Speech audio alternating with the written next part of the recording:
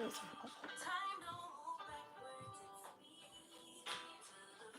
that is bright.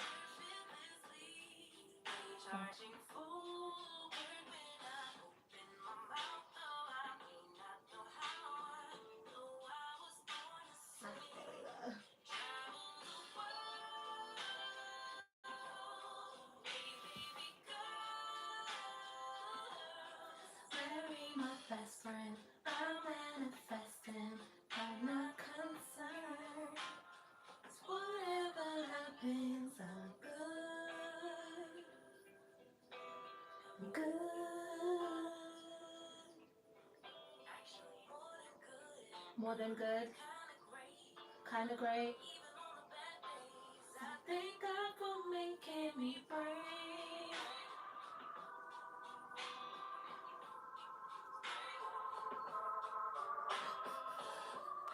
Brave.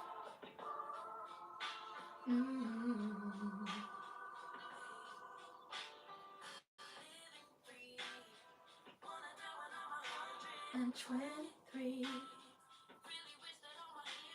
so notice me.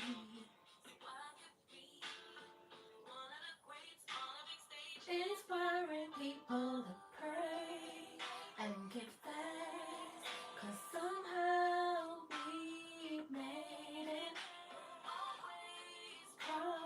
Protected while building our legacy. Travel the world.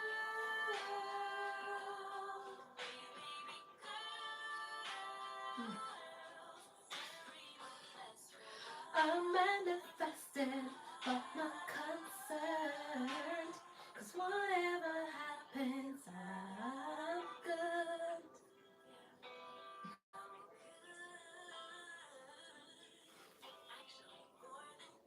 More than good. Kinda great. So thank God for making me brave. Hello, hi. What's actually the time right now? Let's see. It's 11:49, which is pretty late. But yeah, hi, welcome to my live. My name is Sylvia and I'm visually impaired and I'm living my best life and I'm taking you guys along with me. I'm here every day for 100 days. Today is live number, ooh, are we on 88? Are we on number 80? I think we might be on number 88. So yeah, we're breezing through them. Is it 89? To be honest, I've started losing count now and I need to go back into the archives and just check my notes because I don't want to miss day 100 or say it too early or something. I don't know. But yeah, hi. Every day for 100 days, showing up as myself, whatever's going on, whatever I'm up to, whatever's happening, no frills, no script, no, do you know what? I was going to say no set or aesthetic, but I don't think this counts. I'm just standing somewhere in a corner, so it doesn't count. But yeah, so today actually I have something I really did want to talk about. So there is a bit of I've got a couple bullet points, a couple notes, because I know when I start talking I can get really easily sidetracked and I'll start talking about something else or get deeper into the topic than we need to, and not say the other bits. So I do have some notes today which I will be following to kind of stay on track. And we're talking about Omphalocele. Today is Omphalocele Awareness Day. If you are on our time zone where you are like at 11:50, 10 minutes to midnight, Omphalocele Awareness Day is almost gone.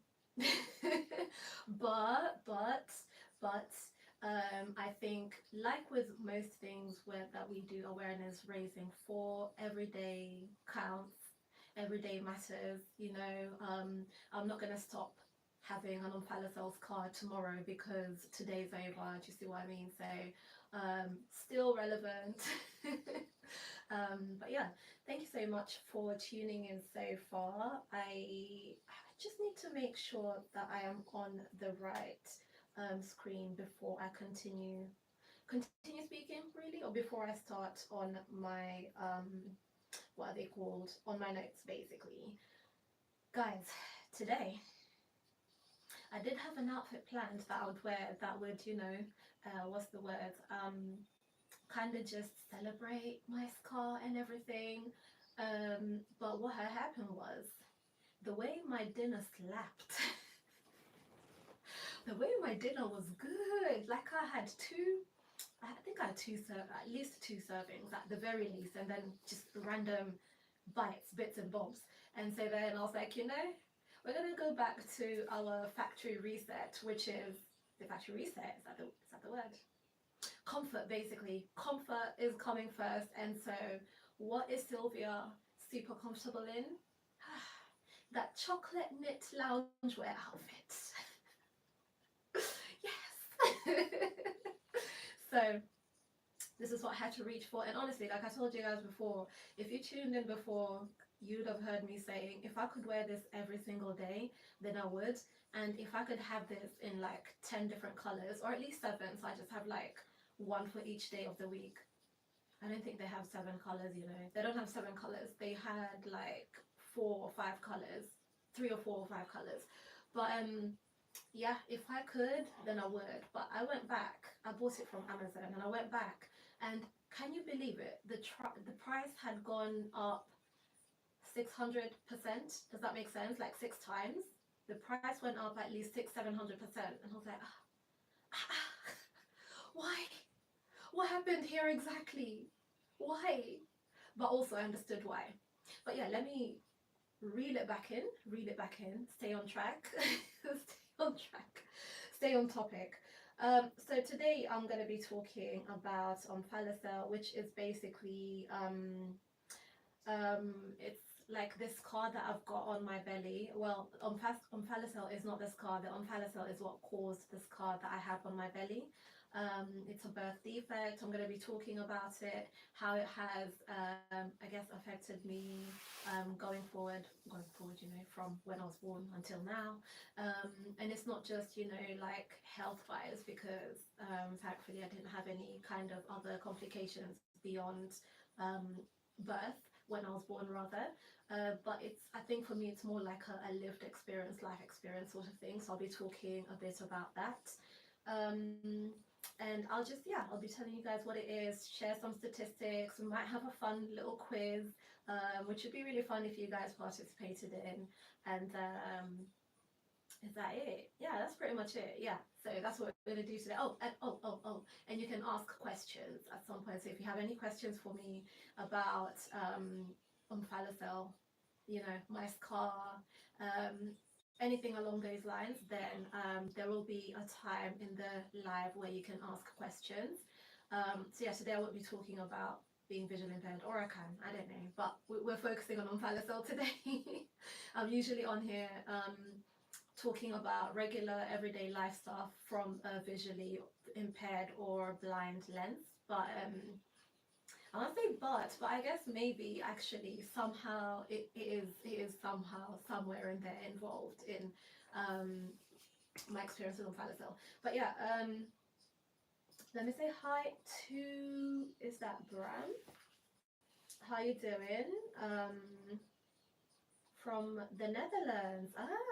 Wait, how do you say hi in the Netherlands? I feel like I should know this. I only know how to say thank you, which is danke. I've forgotten. Why have I completely forgotten? Oh my gosh. Okay, I've forgotten how to say hi in Dutch, but I used to know how to. In fact, one of my holidays, like when you have a baby moon, when you're about to have a baby, so you go on a bit of a holiday before you have the baby. My baby moon was in Amsterdam with my firstborn, so I do have a bit of Dutch in there somewhere. It's deep, but it's in there somewhere. And then BHU, no audio, really? Let me see. Hang on.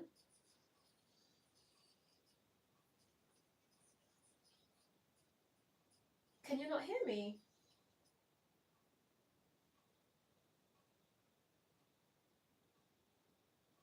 Oh, you can. Okay.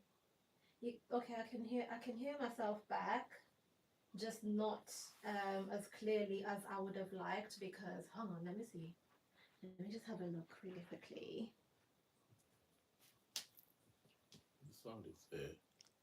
1, 2. So why is it?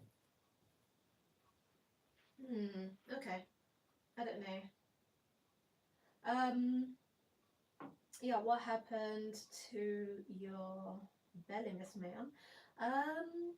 Yeah, it's what I'm talking about today. It's an omphalocele. It's a birth defect. I'm going to be talking about it today, in this today's live. I'm just going to pull up my notes so that I can stay on track, like I mentioned. It's not as clear as I would have liked it to be. I think my mic is just not actually working at the moment, which is a bummer because my mic is not picking up the sound. Let me see. Let me see. Let me see how I sound. Hang on. Yeah, so my mic is not picking up the sound, but luckily my actual device is picking up the sound, so it's fine, it's okay. I'm just gonna put this down because it's not doing anything, really. Okay. So anyway, we're talking about omphalocele. I have to speak a bit louder now just to make sure you hear me. um, I'm gonna pull up the notes so I can tell you guys a bit more about it. If I can just find the notes now. Okay, here we are. So, if I want to tell you exactly what omphalocele is and exactly the words, like the simplified medical words, rather than what I sort of know it to be, and then I'll talk about it myself as well. So, what is omphalocele? Um, so, omphalocele is a congenital birth defect where an infant's is it intestines or intestines? Intestines, that feels more right. Where an infant's intestines, liver, or other organs develop outside the abdomen in a sac due to an opening in the abdominal wall. It occurs during the early stages of fetal development around the 4th to 5th week of pregnancy. So basically, this, the innards, okay, the organs, they develop outside of the abdominal wall, like they don't develop on the inside of the stomach abdominal wall, like inside. So there's, your organs like the intestines, oh my gosh, liver, and other whatever other bits are around here. They don't, like, around here, not up here, not in the chest cavity, but in the abdominal wall. They develop on the outside, and they are inside like a transparent sac. So when that baby is born, you would usually see like all or like maybe you'd see like the intestines. Oh my gosh. Do you know what? I did my education in 2 different countries. So I did part of my education in Kenya, did biology there, and I did biology here as well. So I'm like, I don't know which way. Which way are we saying intestines? I'll say it my Kenyan way. Intestines. So the intestines and liver and other organs would be on the outside of the belly in like a transparent sac.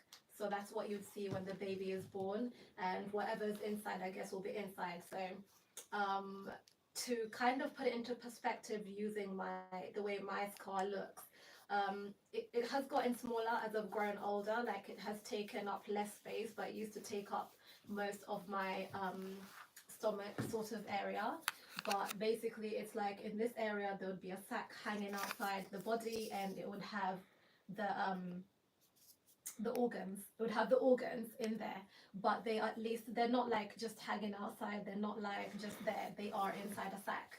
So that is what basically omphalocele is, and that happens in the fourth to fifth or sixth week of pregnancy. So it's something that can be picked up if you're doing, like, those regular scans. So during those scans, it can be picked up quite early on. However, When I was born, we were not doing scans. We were not doing scans, okay? So it was a shock when I arrived, and my mom told me she just fainted. She looked, so she was like, "What?"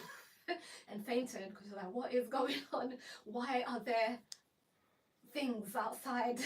Why are my baby's intestines and things outside the body? Why am I seeing it right in front of my face?"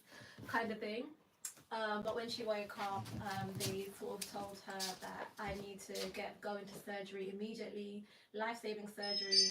And I'll get a bit more into that when I get to the point where I talk a little bit more about like the life experience side of things. So this, why is it doing that? It's scrolled all the way to the bottom because I moved the phone around a bit. Hang on, sorry, I need to find it. Okay, so yeah, during the 4th to 5th week, okay. So some statistics for how many people this could happen to, and maybe not why it happens, because I don't think there's really a reason why it happens, but some statistics as to how many people this can happen to. So omphalocele can, or rather babies can be born with an omphalocele 1 in 4,000 or 1 in 4,000 or 1 in 10,000. So it can be quite rare or it can be a little bit less rare, but it depends on the geographical location. And I want to say I'm not an expert, right? I'm not like a medical expert on omphalocele and birth defects and everything like that. So I wouldn't really be able to tell you, why it happens and what countries maybe it happens the most or something like that, like geographically, that sort of thing, genetically, whatever it is. I wouldn't be able to tell you what exactly genes and things like that could affect it and why it would happen. But I do have a couple stats here because I made it my business to learn about a little bit about why I am the way that I am. So yeah, 1 in 10,000 or 1 in 4,000 worldwide, depending on where you are.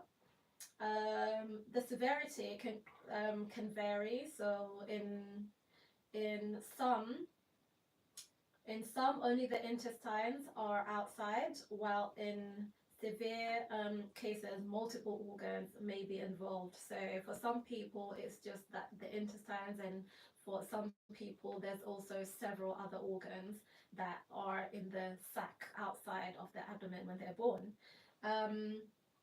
The survival rates, like the way with technology nowadays and medical advancements and everything, it's a lot better. It's a lot better. There are or can still be complications. So for me in my day it was 50-50. Like you really don't know whether or not the newborn would be making it out of their surgery when they go in. And so that's what my parents were told. So in my day when I was born, I'm a millennial for a bit of context. I don't know. So it should be a lot better now. It should be a lot better now, and it is. But nowadays it's a lot better because, as you can imagine, there's been so many advancements in medical research and all of that. So yeah, small omphalocele have a 90% plus survival rate after treatment, while larger ones vary depending on associated conditions. So some people can have an omphalocele and it's attached to another genetic condition as well, which can cause further complications. And yeah, and again, it depends. If it's a small one, like they just said, 90%. If it's a really, really teeny tiny one, just a little bit of intestine sticking out. I feel like I should be saying intestines. Sticking out there, 90%, you're pretty much home free. But if it's a bit different, then it can be a bit more complicated. So associated conditions for omphalocele. So about 50 to 70% of babies with omphalocele also have other birth defects or genetic conditions, such as heart defects or chromosomal abnormalities. Tell me you speak several languages without telling me. So yeah, like I just said, for 50 to 70% of babies born with omphalocele will have other conditions which I guess cause the omphalocele. So it could be chromosomal abnormalities, or maybe like a heart condition or another sort of genetic condition. So surgical success, advances in neonatal surgery and intensive care units have led to improved outcomes for babies, children born with omphalocele. So yeah, improvements in medicine has made it a lot better for in terms of survival and everything, and being healthy going forward, and maybe even getting like whatever medical care that they need after being born. Yeah, it's a lot better nowadays. So it's not just the statistics, like the numbers and everything that matter. There's also so many other things, other factors, like there's the emotional side of things, of the people around, maybe the baby or the parents or the child growing up, and so on and so forth. So basically, just wanted to say that there are other challenges families face, including just medical uncertainty. You know, when you get like the scan I mentioned, you can tell from week 4, 5, 6, and I know over here the first scan they do, I think, is at week 6 or something. So pretty much from the get-go, you know, okay, this baby is going to have an omphalocele. They may not have a full life. They may not have like they may have a medical condition. Basically, they may have some difficulties. They may not even make it sometimes. So just generally for parents to kind of cope with that, to just continue, move forward with a pregnancy and having the child, and just generally being worried about the child. There's that side of things as well with an omphalocele. It's not just like okay, baby born, okay, surgery, move on, you know, like just, oh, one in this many babies. People really face a lot of challenges around the whole situation, including the child or baby, then child, then adult, born in an omphalocele, because as I mentioned, they could have other medical or genetic situations, that could cause medical conditions.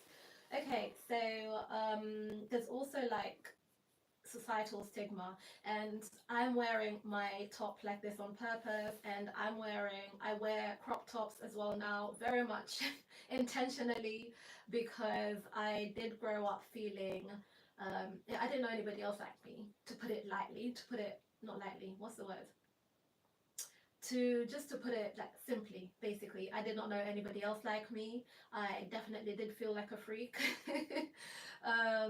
I did have the word alien thrown around a little bit, because you know, who doesn't have a belly button? Like, where is it? How were you born then? Were you born if you don't have a belly?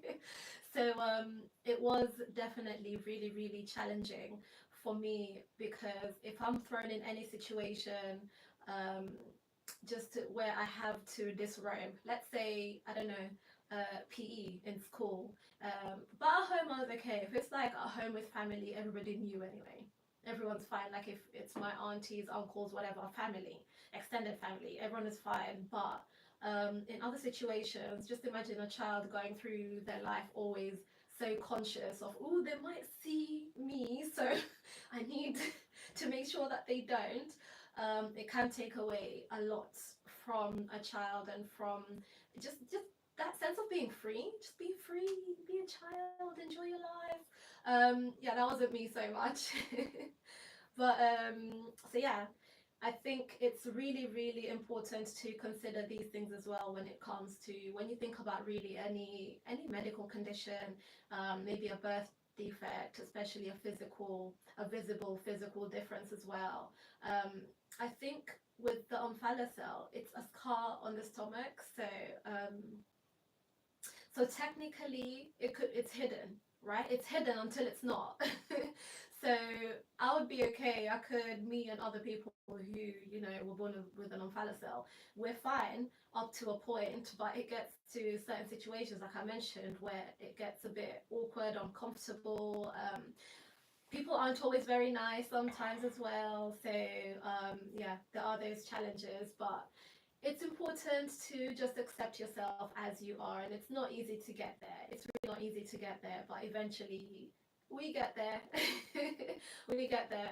I definitely can say I haven't really seen anybody else talking about their omphalocele scar in my, scrolls on the interwebs pretty much up until now.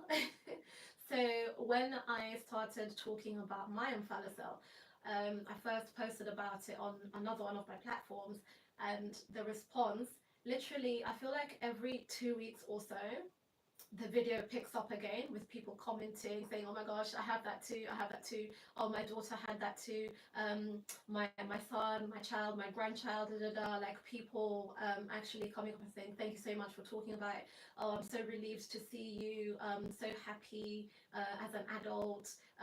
That sort of thing, because it can be so worrying for a parent, and it can be like very, I want to say, like, it affects your self-esteem as a person when you have something like a physical, visible difference and you never see anyone else with it and nobody talks about it. And do you know what I mean? So when I started sharing about it, it did take a lot of guts. I did definitely have to collect myself, and I'll be like, it's okay, it's gonna be okay.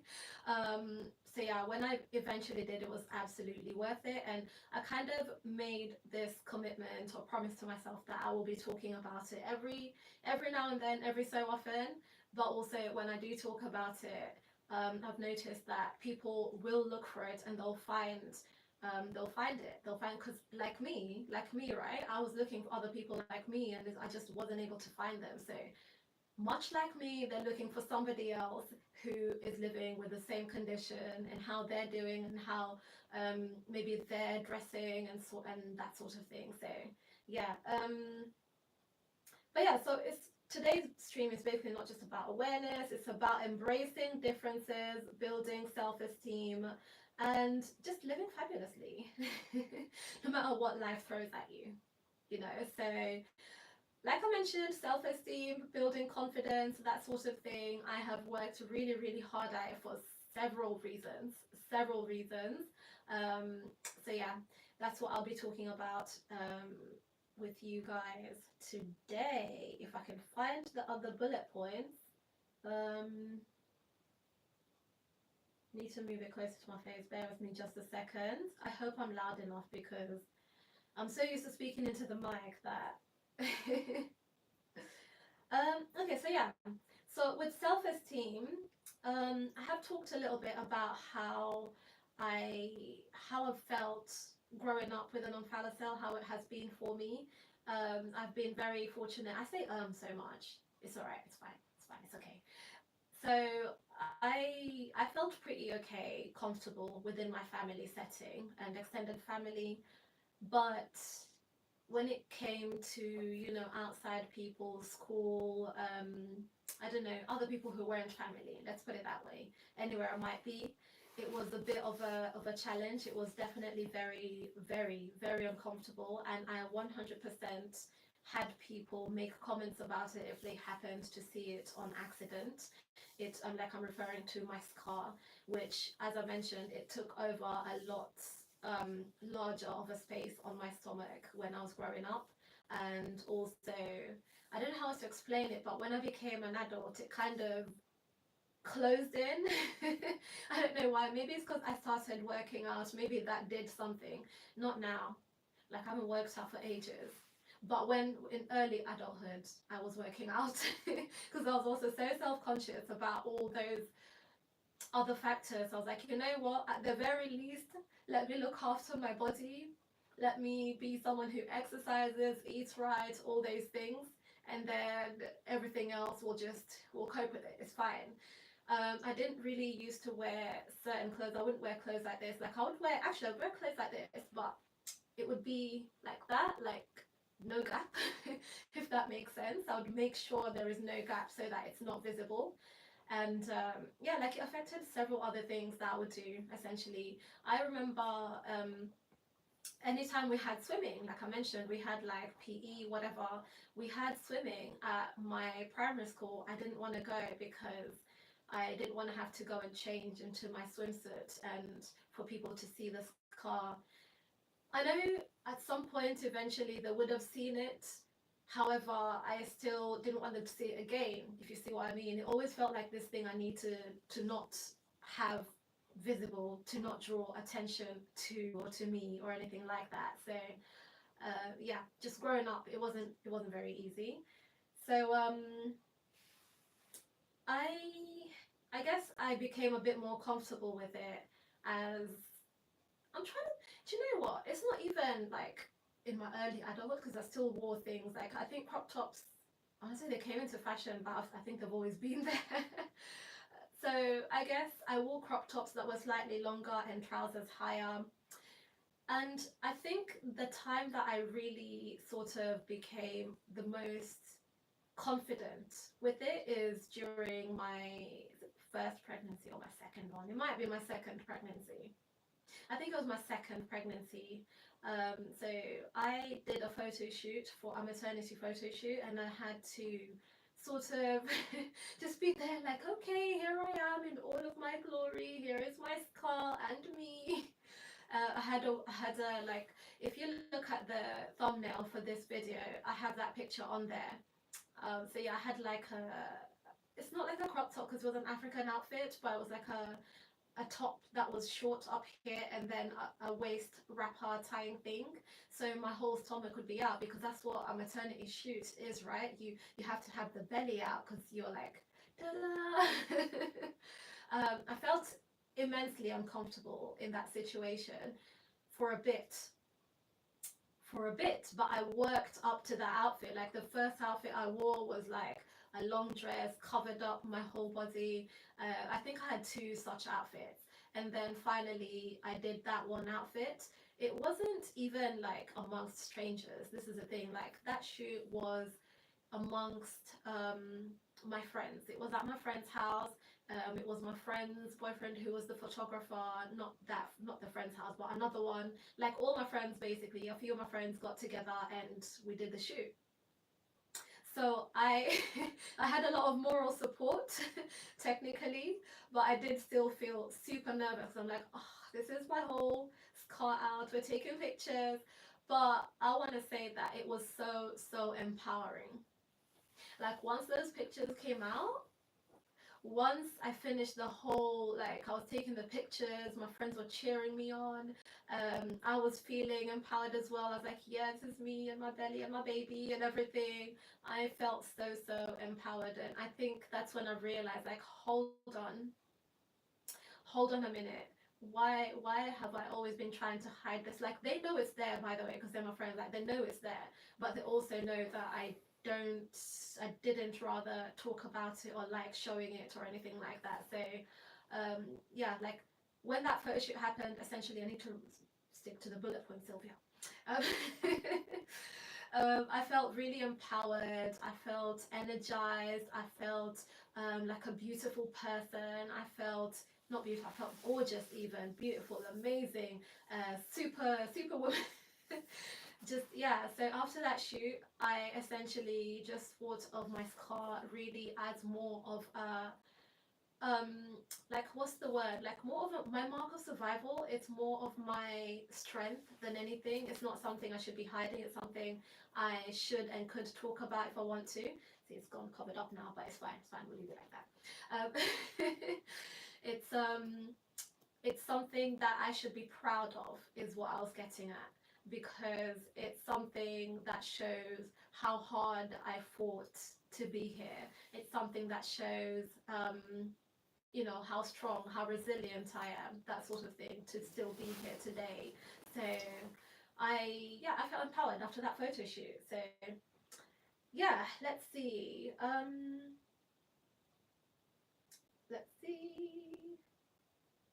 Okay, so I've got here to say some tips for building confidence. Yeah, like I just mentioned, do a photo shoot.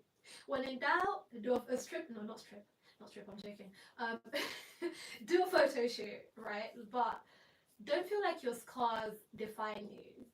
I mean, they could define you, but in a positive way, if you see what I mean. Your scars make you unique. Your scars make you amazing or awesome. Your scars show how powerful you are, how amazing you are. Like, for me, doing that photo shoot definitely gave me more confidence, 100%, after I did the photo shoot.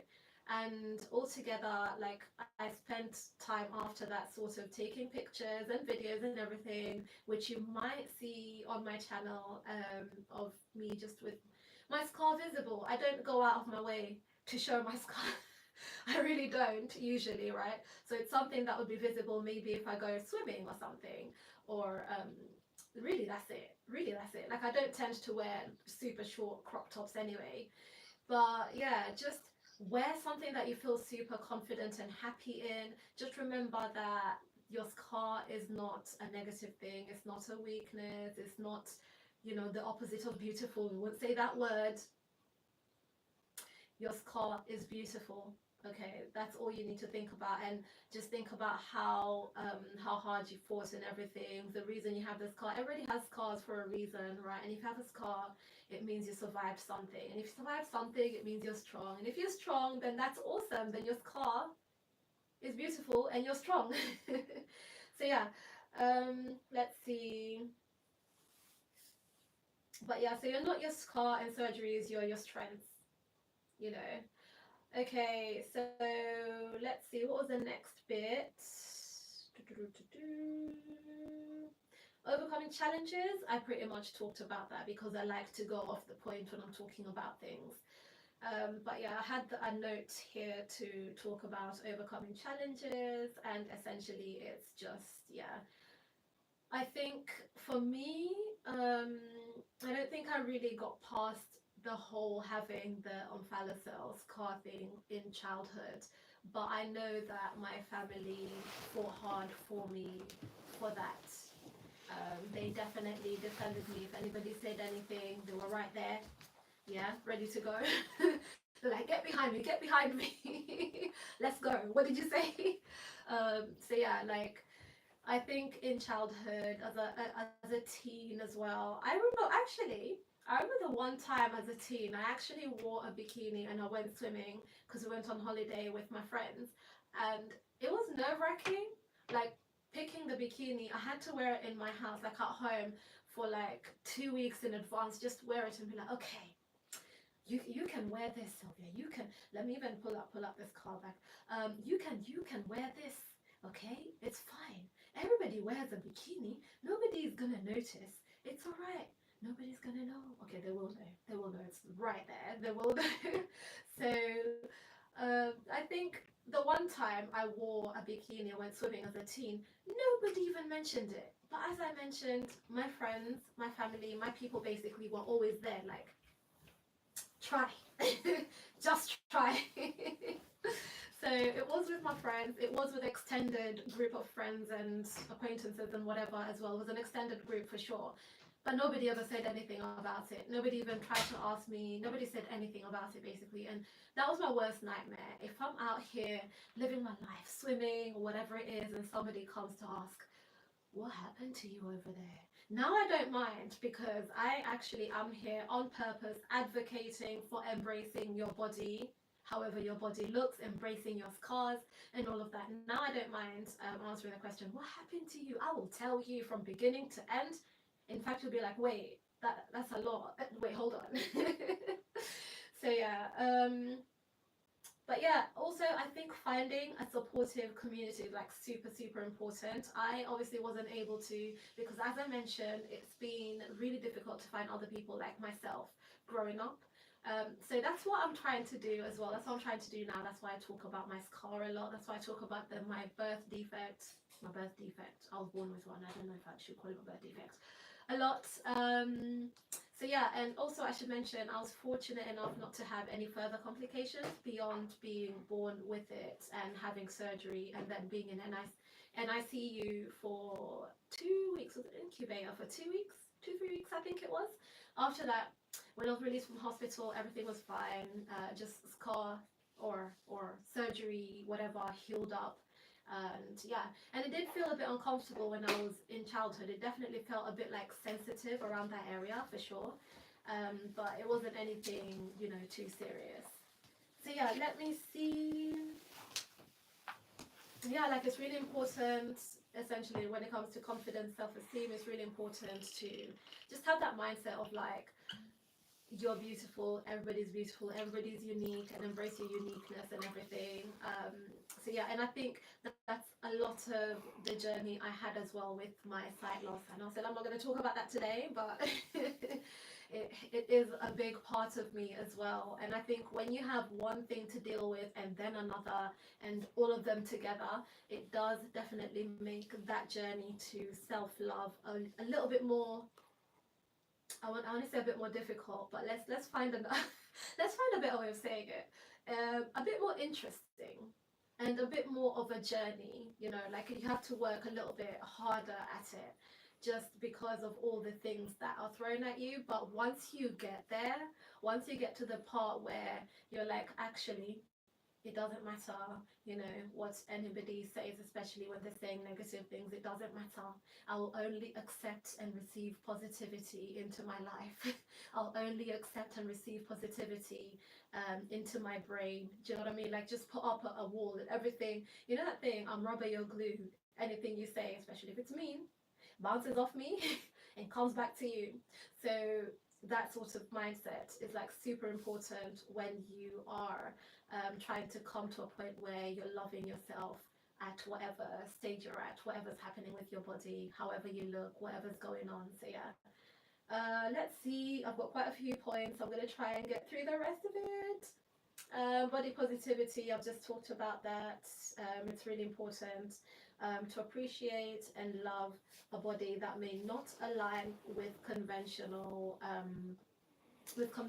standards. So I just talked a little bit about that.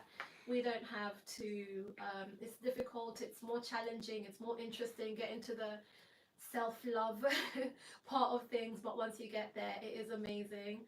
So I think it's definitely worth putting work into that side of things. Like sometimes you might think like, oh, I've got better things to do than to be thinking about you know, I love myself as me, I love this part of me, and so on and so forth. I'll just cover it and not deal with it. You know, it might be easier to do that, but in the long term it does more harm for a person mentally than good. So trust me, believe you me, I've done both, right? So I don't really speak about things I don't know.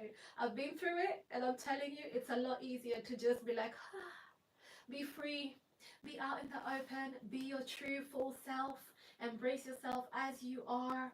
There are no parts of you that you feel like you need to hide. Just be you, wear anything you want, because one thing I would say as well, there is no particular way that clothes need to look.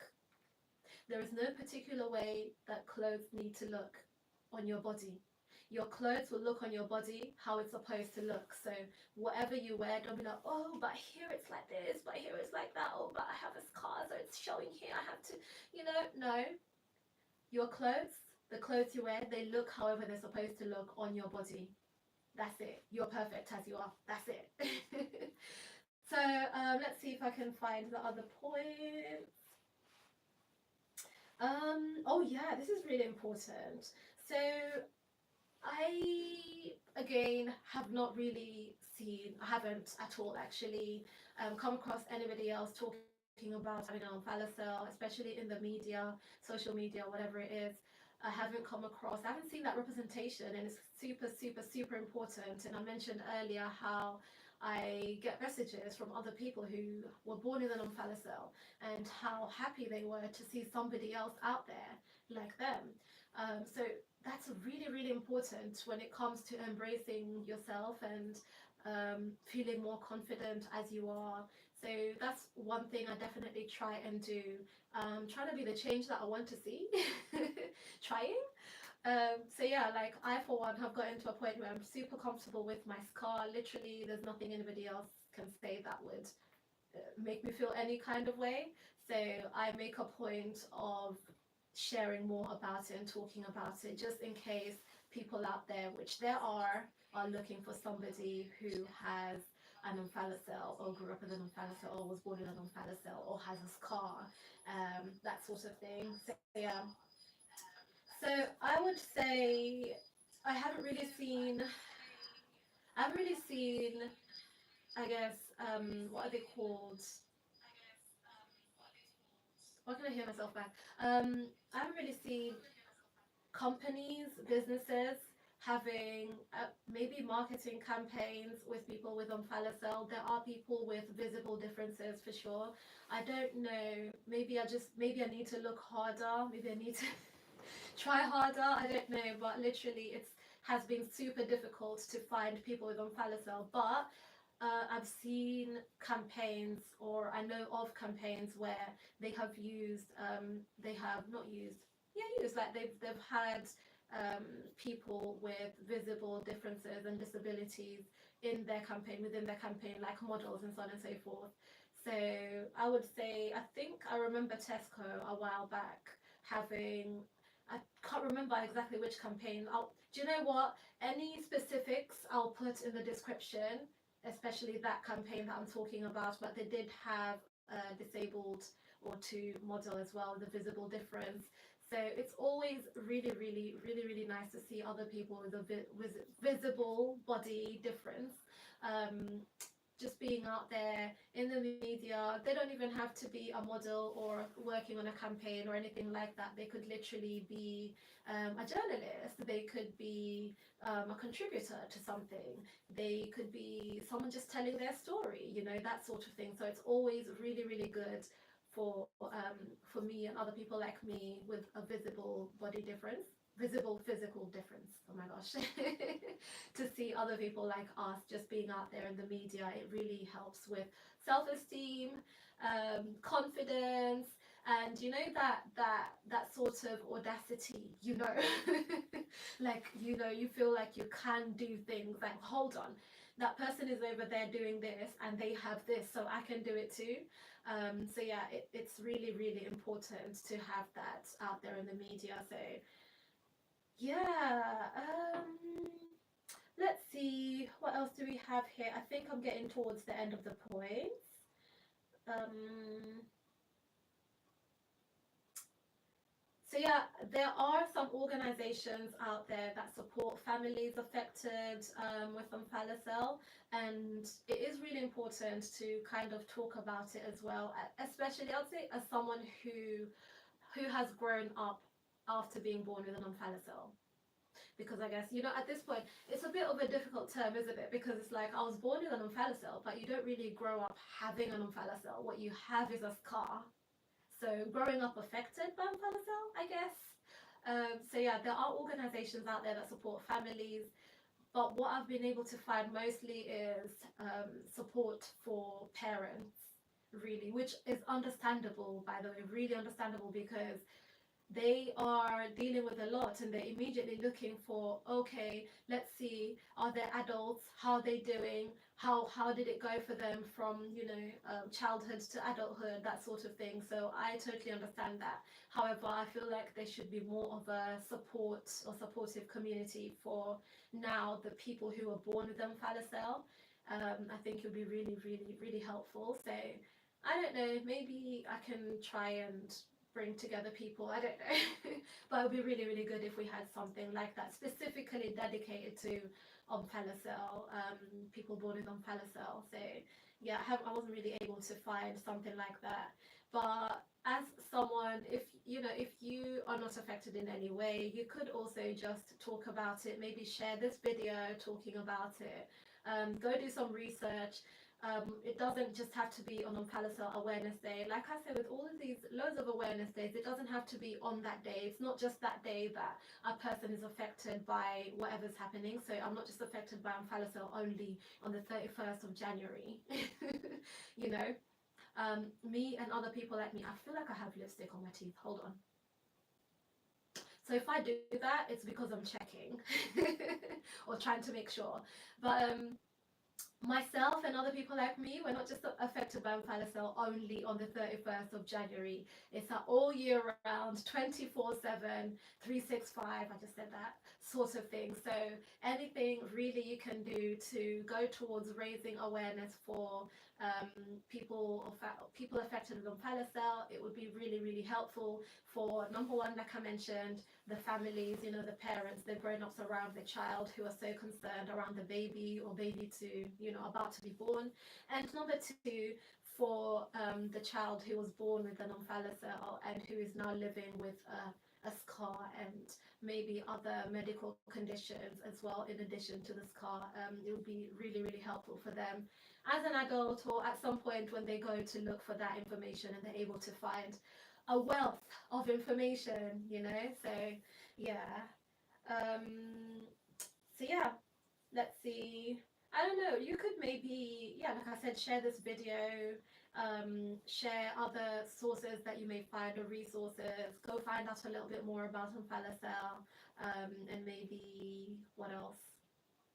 Yeah, that's pretty much it really. So yeah, okay, let's see. Um, I've just covered this, building a support system. It's really, really important to have a supportive community. Um, I was saying online, however, if it's possible to have like a supportive community locally, you know, people that you can meet. I don't know how likely that is considering how it's not that prevalent. So if it's possible to have like a group of people, a supportive group that you meet up with, it'd be really, really good. I remember there was one really, I wish I could remember exactly which condition, but there's one really rare disease where they have a supportive community. It's technically online, and I think it was based in America, but they have like yearly gatherings just because of how rare it is, so that everybody who has that genetic condition gets a chance to be around other people like them, so then they don't feel so isolated. So it would be really, really good if it's possible to gather as people in person, and kind of like talk about the experiences, and I don't know, maybe have fun. It doesn't even really have to be that serious, but just to be around other people who have been affected by Omphalocele. But yeah, online is also really good. It's a super, I was going to say super good. Is that a thing?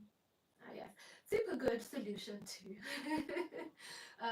Because it's more accessible as well. Because for example, for me, I was born with an omphalocele. I have a scar, and I'm also visually impaired, and so just going to meet up, you know, to meetups might not be as accessible for me. So it's better if I'm able to find people online and we can all converge and talk about life and things, you know.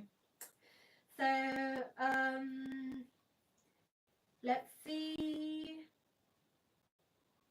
So yeah, essentially it's like what I was saying. It's like what I was saying basically. In terms of online as well, that's why I share my story. That's why I don't try to hide my scar. That's why I talk about my scar every now and then. Maybe perhaps not so often, but it's often enough that people who are looking will find it. So it's always been, every time I get a comment about it, actually it gives me joy. It really does that. Oh my gosh, another one at me, yay! You know, that sort of thing. So, and that's how they feel as well, because that's what they're sort of writing about it. So yeah, it's really, really good to have a supportive community online, and that's part of what I do here as well. I try to create, or I try to make this space like supportive, a big group hug. A big group hug. So that's what I try to do over here. It's super important to have other people that you identify with, that you can connect with, and that sort of thing. So yeah, let's see. Okay, let's see. So this would be the Q&A part, and then I have a fun little quiz. I'm just trying to make sure I go through all the notes so I don't miss anything. Let's see. Oh, I don't have access to my device to make the quiz go live on there.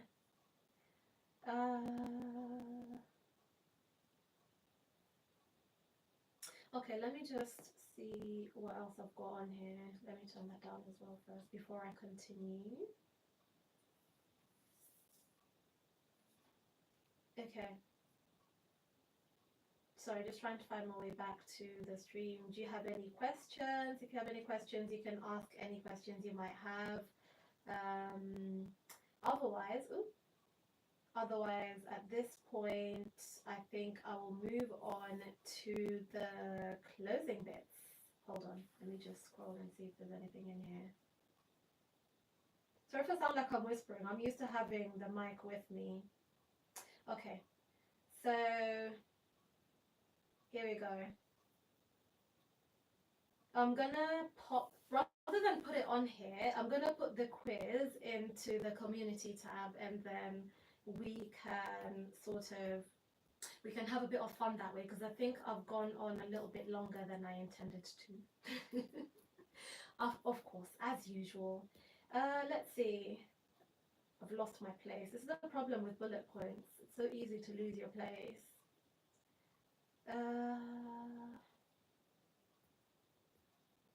Sorry, just bear with me just a second. Okay, here we are. Found it. So, yeah. Let's see. Okay. Okay, so yeah, I think there isn't really too much I can add, except, for it's really important to embrace, your beauty, your unique beauty. It's really important to have, and to do that again, it's important to have that sort of mindset of you are beautiful no matter what. Everyone is unique and different, and something that is really helpful towards that is also, of course, finding other people like you, searching for representation, and just being able to connect over that whole thing. And specifically, I would say, because I'm talking about having a scar today, having a scar. So let's see. Yeah, that's it actually. That's it. Let's see, let me just make sure I get to the end of all of the bullet points so I don't miss anything out. But I think that's pretty much it. I will be sharing the resources, like the organizations that support parents and also families affected by Omphalocele, and I'll be sharing those in the description. So after this goes live, it will be in the description. And if you're watching this on playback as well and you have any questions, definitely put it in the comments and I will answer them. And what else will I be putting in there? Just basically anything, some of the facts, some of the stats, and anything else that I think will be useful will all be in the description, so that you can just peruse at your own leisure, But yeah, so that is it from me today. Thank you so much for tuning in, and yeah, don't forget to subscribe if you're watching this back as well. Like this video, share it with other people you might know. Hey, And are you lonely? no, I'm not lonely. Hey guys, how you doing? Friday going into Saturday. Thank you all for tuning in. I bombarded her. I have a question for you since you're here. Mm-hmm. Did I tell you about my scar before you saw it? Your scar. Mm. I love your scar. Or did I tell you about it before you saw it? It's especially. No, I didn't. she never told me. But it's beautiful. I go 1 in a million. How many people have Omphalocele? What's the stats? Yeah, they're born 1 in 4,000. 1 in 4,000 babies are born, or 1 in 10,000, depending on where you are in the world. Basically. So 1 in 10,000. Yeah. So I got my 1 in 10,000. Then you got your 1 in a million. 1 in a million, 1 in 10,000, 1 in a million. Which one sounds better? Statistically, 1 in a million. But omphalocelically, 1 in how many? 1 in 10,000. 1 in 10,000. That's special. Anyway, a scar is a scar. We all get scars. It's a beautiful scar, because I never anticipated I'd come across that, but I love it for what it is. Not many people don't have a belly button. Mine is disappearing slowly because of my tummy. I might end up with one, who knows? But it is what it is. You get me? So, for the guys who tuned in, thank you very much. Yeah. We appreciate you all. Thank you for supporting Sylvia. Road to 5,000. Please like, subscribe, set a notification, and I think I'm gonna jump on more lives. Call your friends. Yay! Tell your friends to tell your friends. Oh my god. And maybe one day we're gonna have a special. We're gonna move this from YouTube and have a Zoom party, courtesy of Sylvia Zabi. I'm gonna do a DJ set for y'all. Hey.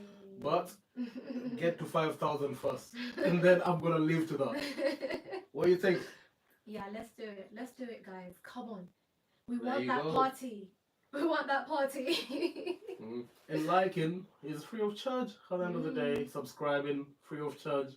All you need to do is flick through your phone, look for the like button, subscribe, share, and she's gonna give you good content.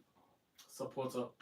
Thank you guys, have a good night, and I'm gonna pass you back to lovely Sylvia, wifey. Bless you. Alright, thanks, babe. Have a good one. Bye. I'll call you babe. Babe. What's the answer? I'll call you babe. Babes. We're practicing now. We're working with it. We're working with it. Oh god, am I in the plants? Sorry, plants. Sorry, babies. So yeah, you guys, thank you so much for tuning in. And as I was mentioning, do share this video with a few people that you may know. You never know who might be, you know, with an omphalocele as well. I was saying somebody can literally just cover it up and live their life and never talk about it, and you never know. But they have this thing that's like holding them back. So just share it, because you never know who might have it and be like, oh my gosh, I have that too. And that's literally some of the comments that I get. I probably could have organized to read to you some of the comments that I get anonymously, but I will probably do that at some point as well, because like I said, I don't only talk about omphalocele today, it's there every day. So what I might do is answer some of your questions from my bits of content along the line. And yeah, anyway, thank you so much, you guys, for tuning in. Thank you for being here. I truly appreciate it. I'm gonna find the affirmation of the day so that we can close this live out in our usual fashion. Affirmations. Oh wow. Okay, there it is. So let's scroll and pick our affirmation of the day. Let's scroll, and stop. So, okay, so our affirmation of the day is, I am living in a state of gratitude. I am living in a state of gratitude. So I am living, me personally, me Sylvia, I'm living in a state of gratitude. I'm so grateful that I am here today. I'm so grateful that I have my scar. I'm so grateful that I've gotten to a point where I've embraced it and loved it, and it's not something that's just, you know, there, quiet. I'm so grateful that I'm here speaking to you guys today. There are so many things, honestly, to be grateful for every day, and honestly, just staying in a state of gratitude is super important. I had to like read the affirmation and wait a minute, what was it saying again? Because I could get so carried away talking. But yeah, thank you so much for tuning in. I am about to go off and have some juice. No, I'm gonna have a prosecco. Let me not lie. I will have a prosecco to celebrate. Thank you so much, you guys, and I will see you tomorrow for tomorrow's live, Saturday's live specifically. Yeah, bye.